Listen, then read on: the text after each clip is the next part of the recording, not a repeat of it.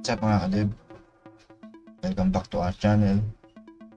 And for today's video, pag-aaralan natin si git clone, git pull, at gagawa tayo ng branch at kung paano natin siya ma-merge sa main branch natin. So tara mga kadib, aralin natin to.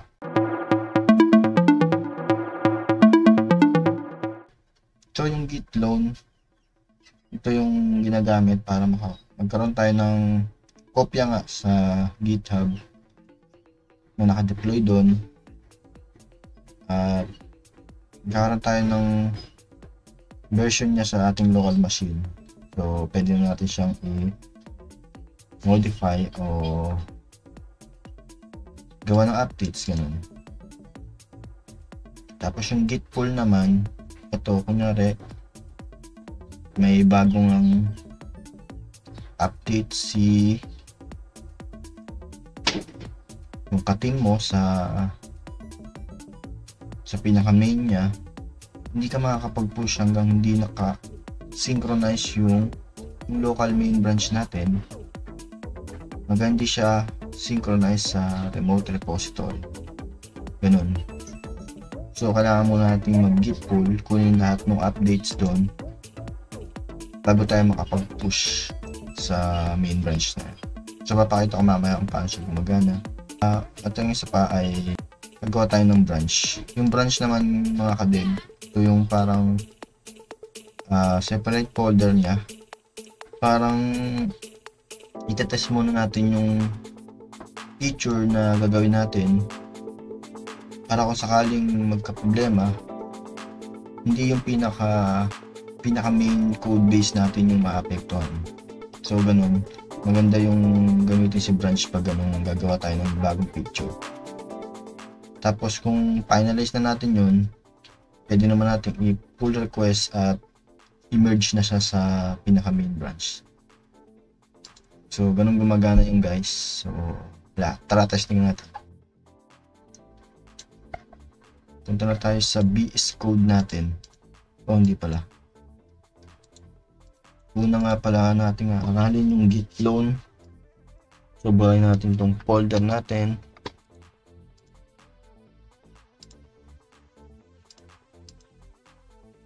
So ito pala yung last session natin. So ito, wala na tayong file sa ating desktop. So sa pagko-clone, pindutin lang natin tong code, tapos copy natin yung URL nya. And HTTP lang guys, ito iba na kasi ito, ibang process na yan. So dito lang tayo sa HTTP, copy lang natin, and then kung saan natin gustong gawin. Ako dito ko gagawin sa desktop lang natin. So open lang tayo ng git bash. Then yan, git clone na natin, git clone. Tapos paste lang natin yung link na kinapin natin, and then kung anong gusto nating ipangalan, git lesson 3.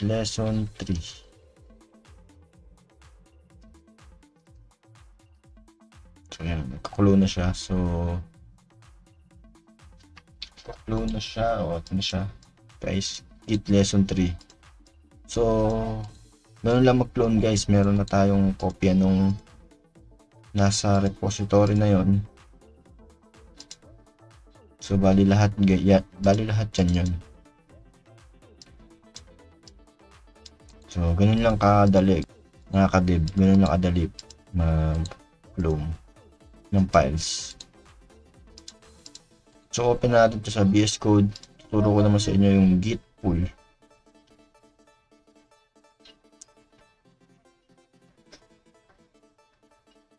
So sa git pull naman guys, for example, dito nga sa remote repository guys, kunyari may bagong ano dyan, updates, may nag-modify o kaya may nag-add ng file. Kunyari ito, tayo mag-add tayo ng file, add tayo ng readme. Tapos kung anong pwede natin ilagay. Git lesson 3. Yan. Lagyan lang natin. Then commit changes. Create. Readme. Yan ang ID natin lagyan. Tapos kung saan natin gustong ilagay na branch, lagay lang natin siya sa main. Yan. So meron na tayong readme.md dito sa ating repo, remote repo. So dito guys, open lang natin sa VS Code. Dito wala pa yon. Papansin nyo wala siya. So kailangan natin muna siyang i-pull.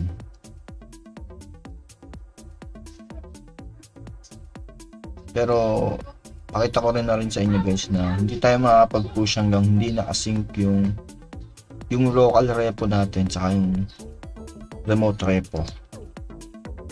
So magbago lang tayo.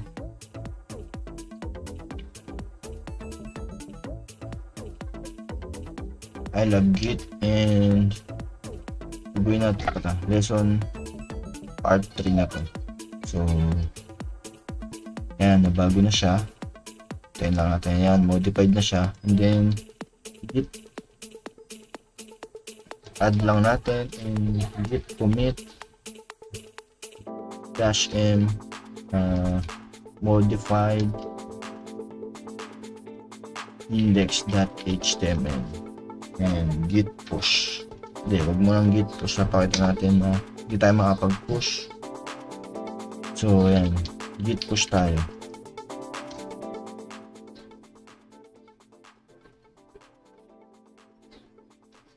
So yun guys, mag-error siya kasi meron ngang files na bago sa remote repo natin.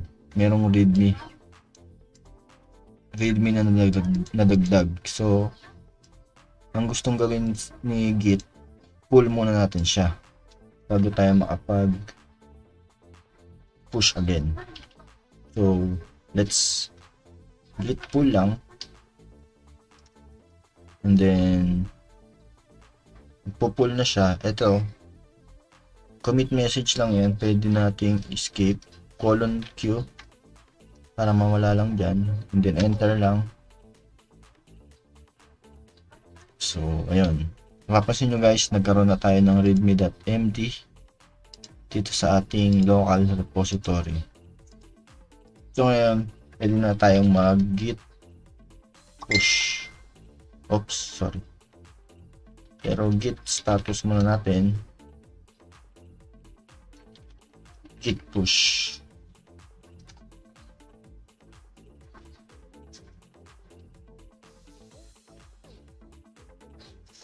So ngayon, naka-git push na siya. Makikita natin sa ating remote repository na nakapag-push na tayo ulit.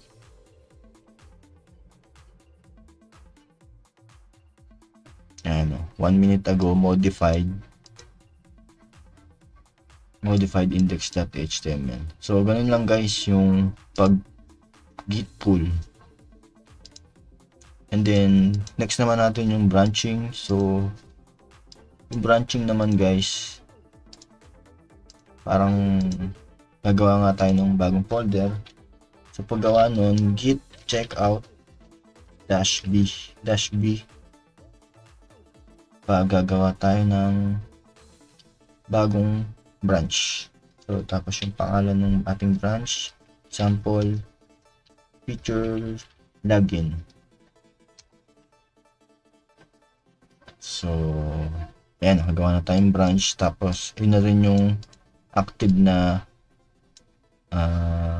folder natin na git location. So ito yan, kopya na niya yun, yung folder na yun. Tapos pwede natin gawin kung anong feature ang lalagay natin dito. So for example, gawa nga tayo ng login.html. Lagyan tayo ng login. form. Each one login form. So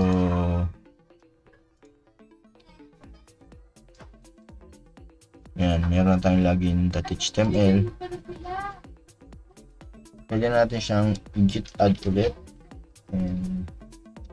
and git commit -m add login.html, and oops, kulang tayo ng m. At sa unang push din natin sa bagong branch, kailangan din natin ng upstream. So testing natin, mag-error to pag unang push natin. Ayan. So kailangan din natin siyang iset upstream origin, tapos yung pangalan ng ating branch. So git push -- set upstream origin feature /login. So enter lang natin. So ito guys, mga kapatid, unang beses lang din natin gagawin yung may upstream. Tulad yan, gagawin natin ito login form din. So kahit add na lang ulit, and git commit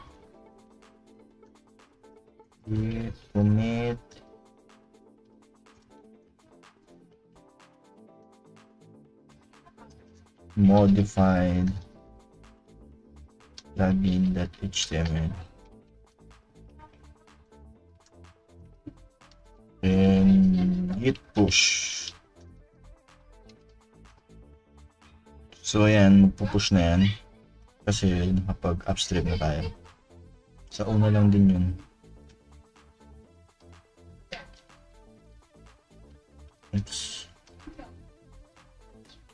Tayo naman git push, git add all, git commit -m modified login.html, and git push. Minsan ayaw niya ng sabay-sabay, so isa-isa na lang natin. So punta tayo sa ating local remote repository, and refresh lang natin, and as we can see here, we have a new branch, login.feature. So ito, meron siyang login.html guys, and then yung main natin wala pa. So ganun yung branching guys. And then gusto na natin siyang i-merge, punta lang tayo ng main. So sa paglipat naman ng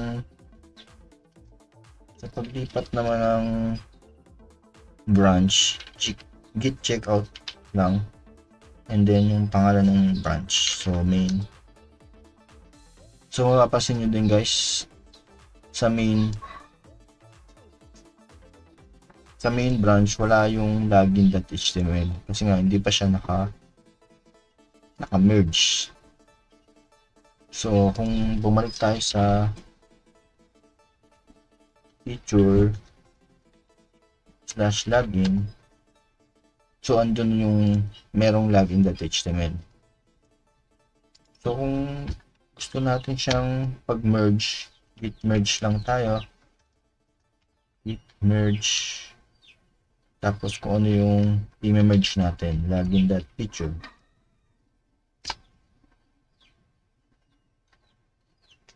So yun guys, makapasin nyo, meron na siyang nag-merge na siya, at makita nyo may login page na rin tayo. So tingnan din natin dito. Hindi pa rin pala siya makikita dito, so kailangan pa natin siyang git push.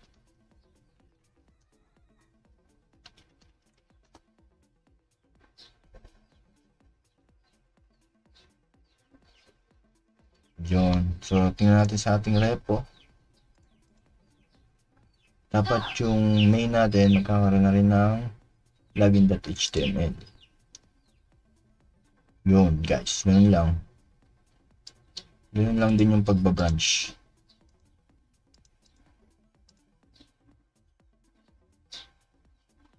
So, that's it, guys. Sana may natutulong kayo, and thank you for watching, and see you in my next content.